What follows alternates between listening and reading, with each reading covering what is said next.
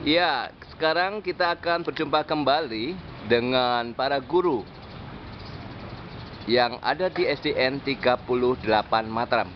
Ayo, kita hari ini akan menemui dua orang guru yang sangat berpengalaman dalam bidangnya. Nah, mereka sedang asik melakukan pekerjaannya nih. Nah, ini di ruang di teras ya. Nah, kita akan berbincang-bincang dengan mereka. Siapakah mereka ini? Nanti akan lebih kenal lagi. Nah, untuk itu kita akan perkenalan terlebih dahulu ya.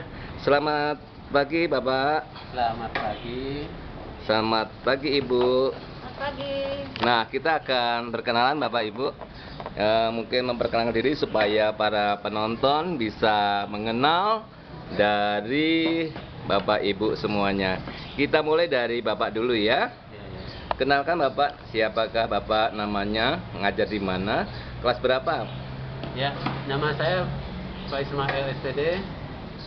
Sekarang saya mengajar di SD 38 Mataram, sebelumnya di SD 25 Cakra Negara. Saya mengajar di kelas 6 semenjak tahun 2007 sampai sekarang. Iya, terima kasih Bapak. Terima kasih. Sekarang ini kita kenalan dengan seorang ibu. Iya. Halo, selamat pagi. Gimana keadaan semuanya? Ya, perkenalkan nama saya Ibu Guru Hendayanti. Saya mengajar di kelas 6C dan mengajar di kelas 6 sudah sekitar 7 tahun ini. Iya. Baik, kita akan lebih dalam lagi mengenal bagaimana pengalaman kedua guru ini ya. Maka silahkan Bapak Ibu cerita mungkin secara singkat saja. Ya, Bapak, kembali kepada Bapak, gimana pengalaman sebagai seorang guru kelas yang Bapak ajar? Ya. Pengalaman saya semenjak di kelas 6 itu beragam sekali. Jadi kelas 6 itu sebagai tonggak utama, tonggak belajar siswa yang mana menjadi salah satu kunci keberhasilan seorang guru maupun sebuah sekolah untuk memanage sebuah pendidikan di sekolah itu masing-masing. Itu aja yang utama dari kelas 6.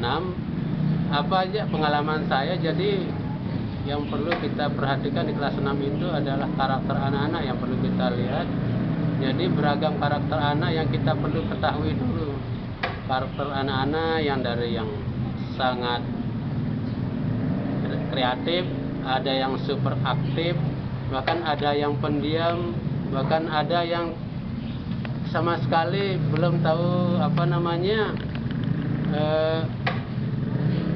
pengetahuan yang ada di kelas 6 itu, masih ada yang belum sama sekali dia ketahui.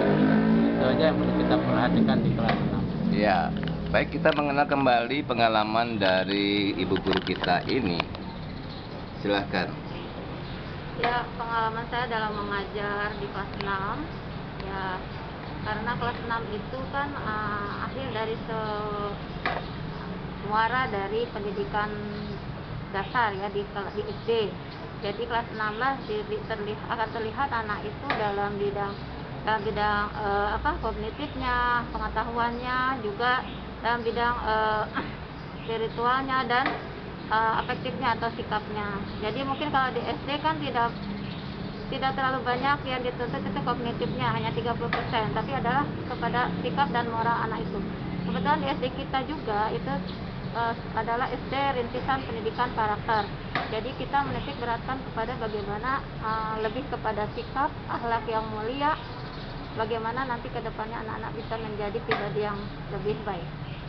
Ya, terima kasih. Ya. Kita sekarang lebih dalam lagi tentang tantangan dari peserta didik ya. Jadi Bapak, bagaimana tantangannya yang selama ini Bapak ajar, apalagi di masa yang begini sulit, di masa pandemi ini, apa tantangan yang Bapak alami? Tantangannya terutama adalah satu, kemampuan anak itu kita belum tahu yang secara utuh. Ya, jadi keutuhan pengetahuan anak, keterampilan anak secara utuh belum kita ketahui. Tapi secara struktur di K13 itu adalah salah satu kurikulum yang mengakses kerjasama antara siswa dan orang tua. Tapi di situ kita dapat melihat keberhasilan siswa itu, yaitu sekarang ini di K13 itu adalah kemampuan seorang siswa untuk mampu meminit anaknya untuk mengajar anaknya di rumah. Bagaimana pembelajaran yang diberikan oleh gurunya dapat dilaksanakan, dapat dikerjakan di rumah dengan baik. Nah, di situ kita lihat nanti melalui hasil karyanya, melalui memposting melalui daring, yaitu melalui pembelajaran di guru kelas masing-masing, akan kita lihat di situ. Kalau nilainya bagus, terutama di sini kita lihat bahwa hasil kemampuan orang tua di rumah berarti baik. Tapi kalau hasil anak yang kita lihat di Zoom ataupun yang dikirimkan itu kurang baik, berarti kemampuan orang tua untuk meminit anaknya itu yang bisa kita lihat kurang. Demikian. Ya, terima kasih. Nah, kita spesifik kepada tantangan Ibu Guru. Apa tantangan yang Ibu Guru alami? Ya, kalau pengalaman saya sebagai guru pada masa pandemi ini tentu saja tantangannya banyak ya. Mulai pertama mungkin dari kondisi anak itu sendiri dalam keadaan psikisnya di rumah ya. Kemudian dari segi internet ya, itu jaringan untuk belajar daring ini, ada anak yang tidak bisa mengakses internet. Kemudian sekarang internetnya ada, tapi kemampuan pengetahuan tentang IT-nya yang kurang. Jadi entah di anaknya sendiri dan orang tua pun ada yang tidak bisa mengajarkan anak bagaimana cara mempelajari, melakukan pembelajaran dari ini. Jadi kebetulan kalau kelas saya kan anak-anak itu untuk menerima dan mengirim tugas itu melalui Google Classroom ya. Jadi itu disitulah anak-anak harus bisa bagaimana mengirimkan tugas dan menerima tugas melalui Google Classroom. Sementara kalau pertemuannya kita ada tiga kali seminggu kita lakukan Zoom meeting saja. Ya. Sekarang langsung saja kepada solusi dan hasilnya ya. Jadi setelah Bapak tahu tantangannya apa, solusinya dan bagaimana hasilnya anak-anak. Ya, silakan. Dari yang saya omongkan tadi, bahwa beberapa hal yang perlu kita sebagai guru dalam menghadapi pandemi ini melalui pembelajaran online. Jadi hasil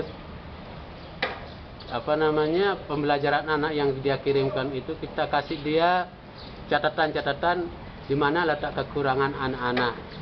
Nah, di situ orang tua bisa memahami apa kelemahan anaknya, apakah itu di dalam menulis, menghitung, di matematika. Nah, kemudian dari hasilnya tersebut orang tua memberikan, setelah kita berikan catatan, anak-anak orang tuanya akan membaca apa yang kita berikan tersebut. Nah, dia akan mengetahui apa kelemahan anaknya. Tentunya dari kelemahan itu orang tua akan memberikan pengertian, pemahaman terhadap pengetahuan yang dimiliki anak itu dalam kekurangan tersebut. Nah, seperti tadi, apa yang bisa sampai pengalaman pribadi saya, jadi orang tua itu mengelapor. Nah, ini yang saya mau, apa yang kekurangan anak saya kita ketahui dan di situ kita akan perbaiki. Nah, setelah tadi juga, setelah saya periksa, orang tua melapor, nah ini ya Pak Guru, hasil anak saya sudah rapi sekarang. Ya, karena saya lihat membaca hasil yang diberikan oleh Pak Gurunya, kekurangannya dia sudah tahu, sehingga anaknya akan dikontrol terus. Kemudian yang kedua, terhadap anak yang tadi yang kurang, mungkin ada kelemahan yang dimiliki orang tua tadi, yaitu satu, tidak ada di rumah karena ada pekerjaan yang lain, yaitu di luar rumah, yaitu untuk mencari nafkah. Nah, ini dah kelemahan kita sekarang ini yang kita hadapi di masa pandemi. Terima kasih. Iya. Bagaimana dengan Ibu Guru dengan tantangan tadi, apa solusinya yang telah dilakukan dan bagaimana hasilnya? Ya, untuk tahun pelajaran ini, alhamdulillah dari mulai awal pembelajaran kita sudah melakukan pembelajaran secara daring melalui aplikasi Google Classroom dan juga Zoom meeting itu rutin 3 kali seminggu. Jadi anak-anak yang kesulitan dalam mempelajari misal matematika. Jadi anak-anak bisa kita sharing dan kita kasih penjelasan di dalam Zoom meeting itu. Kemudian mereka mendapatkan mengirimkan tugas dan menerima hasil daripada nilainya itu melalui Google Classroom. Juga mereka bisa mengecek di aplikasinya masing-masing. Jadi untuk kelas kami memang tidak ada anak-anak itu untuk datang ke sekolah, karena memang semuanya sudah tercover di Google Classroom itu. Alhamdulillah setelah melakukan Zoom meeting, anak-anak yang ikut, jadi anak-anak yang tadinya tidak mengerti bisa matematika minimal mereka bisa lebih paham. Jadi walaupun kita jauh, kita ada komunikasi secara langsung dengan anak-anak. Itu saja sih kalau yang Ya.